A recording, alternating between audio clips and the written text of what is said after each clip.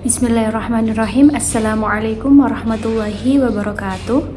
Perkenalkan, saya Asana Amalia dari kelas C1 UIN Sybersyekh Nurjati Cirebon dengan NIM 24881130013. Pada kesempatan kali ini, saya akan membahas salah satu kitab yang sangat populer di kalangan pesantren, khususnya di kalangan pesantren Nahdlatul Ulama, yaitu kitab Al-Akhlaq lil Banin karya Syekh Umar bin Ahmad Baroja.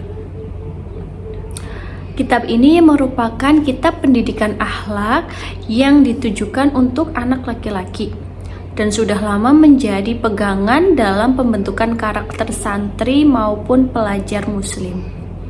Kitab Al-Akhlaq lil Banin ini disusun dengan bahasa yang sederhana sehingga mudah difahami oleh anak-anak. Isinya tidak terlalu panjang, tetapi sangat padat dengan nasihat-nasihat serta moral yang penting untuk kehidupan sehari-hari.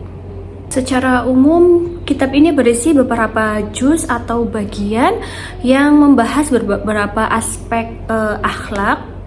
Di antaranya yang pertama adalah akhlak kepada Allah dan Rasulullah. Jadi dalam bab ini mengajarkan bahwasanya kita itu harus mengenal Allah sejak dini, lalu beribadah serta mencintai dan meneladani Rasulullah Shallallahu Alaihi Wasallam. Lalu bab yang kedua adalah akhlak kepada orang tua dan guru. Pada bab ini dijelaskan bahwasanya kita itu harus menghormati orang tua, kita itu harus menghormati guru selayaknya orang tua kita di sekolah.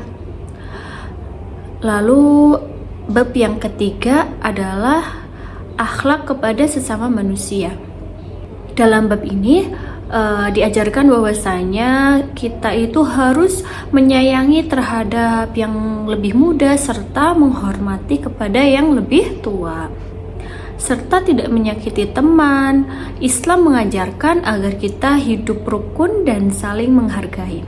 Baik, pada kesempatan kali ini akan sedikit saya membahas mengenai salah satu fasal atau juz yang terdapat dalam kitab Akhlaqul lil Banin, yaitu fasal tentang adabul waladi ma'a jiranihi. Bismillahirrahmanirrahim. Qala al-musannifu radhiyallahu anhu, adabul waladi ma'a jiranihi. Adab seorang anak terhadap tetangganya. Abuka wa ummuka yuhibbani jiranahuma. Ayahmu dan ibumu itu mencintai tetangga mereka. Wa yuhibbani minka an tuhibbahum aidan. Dan mengharapkan agar kamu juga mencintai mereka. Li'annahum yusa'iduna walidayka waqtal hajah. Karena mereka itu membantu kedua orang tuamu ketika kedua orang tuamu membutuhkan bantuan atau waqtal hajah, ketika membutuhkan bantuan ya. Fa ummuka qad tasta'iru minhum ba'dal adawati wal awani. Ibumu juga qad tasta'iru, kadang-kadang meminjam, minhum dari mereka, meminjam kepada mereka, ba'dul adawati wal awani, alat-alat atau peralatan seperti peralatan rumah tangga. Lalu wahum yu'iruna hadzalik, dan mereka juga meminjamkannya terhadap ibumu. Bikulli farahin wa sururin, dengan senang hati, dengan bahagia, dengan senang hati. Wa idza marida ahadun fi baitika, dan jika ada marido, salah satu dari keluargamu, salah satu dari keluarga di rumahmu itu marido, sakit, fa inna jiranaka ya'tuna li ziyaratihi, maka tetangga-tetanggamu itu datang untuk menjenguk.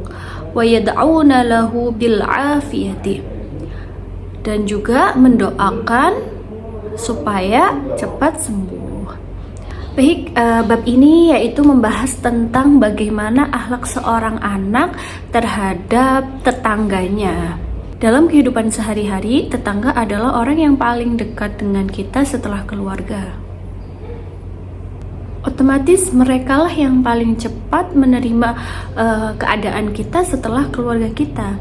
Lalu bagaimana adab kita terhadap tetangga kita akan dibahas dalam bab ini. Dalam kitab ini dijelaskan bahwasanya orang tua kita ini mencintai tetangga kita, dan tentunya mereka juga ingin kita mencintai tetangga kita juga. Mengapa demikian? Karena tetangga ini yang sangat sering membantu ketika kita membutuhkan bantuan, seperti ketika ibu ingin meminjam salah satu alat dapur, maka dengan senang hati tetangga kita akan meminjamkannya kepada kita atau kepada ibu kita. Lalu ketika salah satu anggota keluarga dari kita ada yang sakit, otomatis tetangga kita akan menjenguknya dan mendoakan kita agar supaya cepat sembuh. Beberapa adab penting yang harus kita jaga, kita lakukan sebagai seorang anak terhadap tetangga kita, diantaranya adalah bersikap sopan dan ramah, terutama terhadap tetangga kita yang lebih tua, seperti teman ibu dan lain sebagainya. Kita itu harus berbicara dengan lembut, dengan sopan, serta berusaha untuk selalu ramah ketika bertemu, entah itu bertemu di jalan ataupun dimanapun.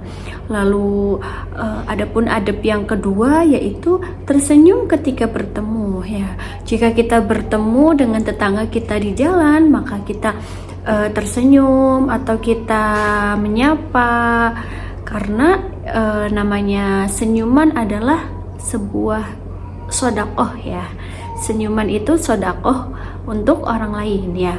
Jadi ketika kita bertemu lalu kita senyum, otomatis akan mendatangkan kebahagiaan, idkhalus surur, mendatangkan kebahagiaan terhadap orang yang kita senyumi, begitu.